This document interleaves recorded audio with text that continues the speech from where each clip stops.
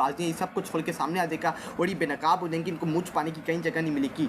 जब तक पाकिस्तानी जनरलों को डी चौक पर उल्टा लटका कर आइन सगनी का हिसाब नहीं लिया जाता, रब मोहम्मद की कसम ये मुल्क ठीक होने में सालों लग जाएंगे। ये बात की है पीटीआई के एक सोशल मीडिया हैंडल ने कि जब तक इन जनरल्स ने जिन्होंने मुल्क को पाकिस्तान को तबाह बर्बाद किए 78 सालों से, जिन्होंने पाकिस्तान के अपने फैसले लटकाए, अपने फैसले जमाए, जब तक इनको डी चौकी पर लटकाया नहीं जाएगा, जब तक ये मुल्क आगे नहीं बढ़ेगा, ये मुल्क तरक्की याफ्ता मुल्कों में शामिल नहीं होगा। आइन इस वक्त जब आफिस नईम इमरान खान से मजहबी ट्वीट का मुतालबा कर रहे थे, अंदर खाने सेनेटर मुश्ताक को गजत जाने से रोक रहे थे। सेनेटर मुश्ताक का ये उन्होंने इंकशाफ किया कि जब इमरान खान से मुतालबा करा था जलसे में खड़े होकर कि इमरान खान फ़लस्तीन और इसराइल के खिलाफ बयान क्यों नहीं देता, जब इसकी जेल के अंदर अपनी बहनों से अपने वकला से मुलाकात होती है, उसी एंड मुताबिक सेनेटर मुश्ताक अहमद के मुताबिक ये उसी वक्त सेनेटर मुश्ताक अहमद को कहता कि आप फ्लोरिडा के अंदर शामिल ना हुए क्या, आप फ़लस्तीन के साथ ज़्यादा एग्जैक्टी के लिए नहीं जाइएगा। ये बड़ी बड़ी जो इसकी बरकें, बड़ी बड़ी इसकी झूठ पकड़ा किया है और ये बेनकाब होकर कि किस तरह फ्रॉडी है और किस तरह ये स्टेटमेंट का टाउट है और उनके झूठे किस तरह पलिश करता है। ख्वाजा आसिफ तहरीक इंसाफ फोर्स की क़यादत के खिलाफ बयान देती है, सोडा के जनाजे नहीं पट्टी, दहशतगर्दी की मजम्मत से गुरेज करती है, क्या उसकी वतन के साथ जब उलटनी इक़्तिदार से मशरूत है। ख्वाजा आसिफ, मैं सिर्फ तुम्हें एक बात कहना चाहता हूँ कि तुम पहले अपने गिरबान में जान के देखो कि तुम किसके बारे में बोल रहे हो, पहले अपने गिरबान में जान के देखो कि तुम फॉर्म 47 की पर आए हुए हो, तुमने कौन सी पाकिस्तान की इज्जत करवाई है। जब तुम हुकूमत से नीचे उठ रहे थे तो तुम कौमी असम्बली खड़े होकर कहते थे कि जो वर्दी है उसके पीछे जो दहशतगर्दी है उसके पीछे वर्दी है, इनका हिसाब किताब लिया जाए। आज तुम पीटीआई को निशाना बना रहे हो, तुम्हारे अपने लीडर्स ने, तुम्हारे अपने पीएमएल के बड़े ओहदेदार ने, तुम्हारे बड़े शरीफ खानदान ने पाकिस्तान की आर्मी, पाकिस्तान के अदारों के ऊपर तनकीद की है, पूरी दुनिया में पाकिस्तान की जिरत करवाई है। तुम्हें बस एक ही बात कहना चाहता हूँ कि पहले अपने गिरबान में जान के देखो, फिर पीटीआई या इमरान खान से मुतल्लिक़ कोई बयान किया करो या तनकीद का निशाना बनाया करो। उसके अगर हम देखें फयाज शाह शहबाज शरीफ ने, अगर हम पहले इसकी अदनान आदिल गूगल कंपनी ने ऐलान किया है कि वो इंडिया में मसनूई ज़हनत का मरकज़ खोलने के लिए $15 अरब की सरमायाकारी करेगा।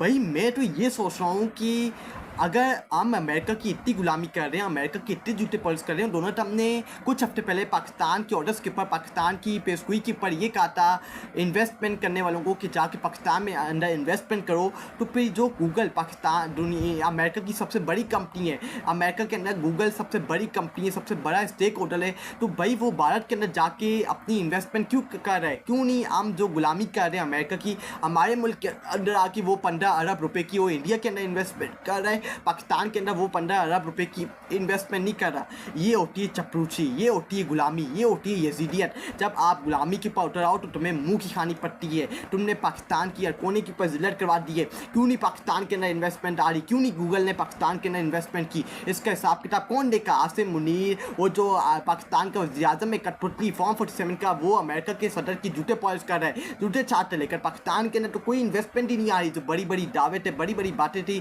कि अमेरिका हमारे अंदर इन्वेस्टमेंट करेगा, हमारे मुल्क के अंदर आके सारी बातें ज़मीन बोस हो गई हैं, सारे ड्रामे खुल के ड्रामे सामने आ गए हैं। फयाज शाह शहबाज शरीफ ने कुछ दिन पहले ये बयान दिया था कि सदर ट्रंप ने अमेरिकी कंपनियों को हुक्म दिया है कि पाकिस्तान में जाकर इन्वेस्ट करें। गूगल जिसका इस्तेमाल अमेरिका की बड़ी कंपनियों में होता है, ट्रंप की बात मानकर इंडिया में जाकर $15 बिलियन की इन्वेस्टमेंट करने का ऐलान कर दिया है। ये इनकी असल हकीकत है। अमेरिका ने इनको बेनकाब कर दिया है। और अमेरिका की जाके गुलामी करो, वो जाके अमेरिका की जूते चाटो, और जाके अमेरिका की जूते पॉलिश करो, और अमेरिका को उनको अपने सरों के ऊपर बैठाओ, और अमेरिका के ऑर्डर्स मारो, और अमेरिका के सदर डोनाल्ड ट्रंप को नोबेल पीस अवार्ड की नॉमिनेट करो, और इनके आमिया बनो, और इनके 20 नकाती पॉइंट के पर आमद करो।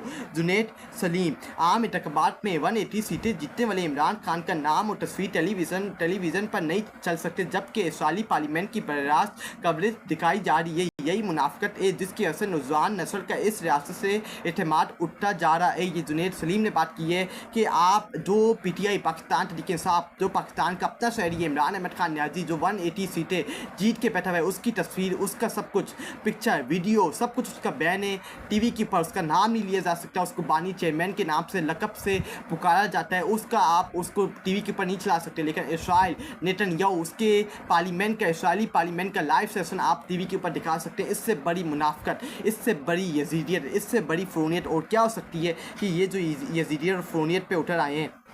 उस्मा बुखारी बानी पीटीआई को जेल की दीवारों ने जैनी तौर पर मफलूज कर दिया है। मुझे नहीं लगता आप लोग जैनी तौर के ऊपर मफलूज हो चुके हैं और अब तक जैनी तौर के ऊपर मफलूज होना आप किसी और के ऊपर डालने के वो फलाना जैनी तौर के ऊपर मफलूज हो चुका है। लेकिन हमें दिख रहा है कि इमरान खान आज भी कर रहा है अपने बयानी के साथ। अगर वो मफलूज हो चुका होता तो आज वो सोहेल अफरीदी को वज़ीर आला का नामजद करता, वो तो अपनी बहन को हलीमा खान को वज़ीर आला बनाता, वो तो अपने बेटों को नामजद करता, वो तो अपने ख़ानदान के किसी फैमिली मेम्बर में से किसी को नामजद करता। अगर वो जैनी तौर के ऊपर टॉर्चर हो चुका होता, ये मफलूज हो चुका होता, उसने एक आम से वर्कर को वज़ीर आला का ऑर्डर दे दिया, अली अमीन कंटापू जो स्टेटमेंट करता होता उसको फारिग कर दिया। मुझे तो आप देखते हो हुकूमत के अंदर बैठ के भी आप लोग मफलूज हो चुके हो और जैनी तौर के ऊपर आपका दिमाग हिल चुका है।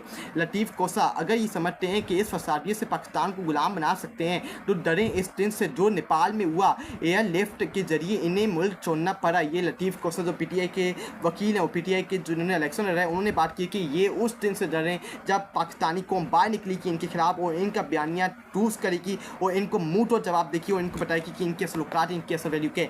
ये आज के बयान जो मैंने आपके साथ डिस्कस किए, इंशाल्लाह आपके साथ बहुत जल्द दोबारा मुलाकात होगी। अपनी दुआ में याद रखिएगा। पाकिस्तान जिंदाबाद, पाकिस्तान आर्मी पाइंदाबाद। अल्लाह हाफ़िज़।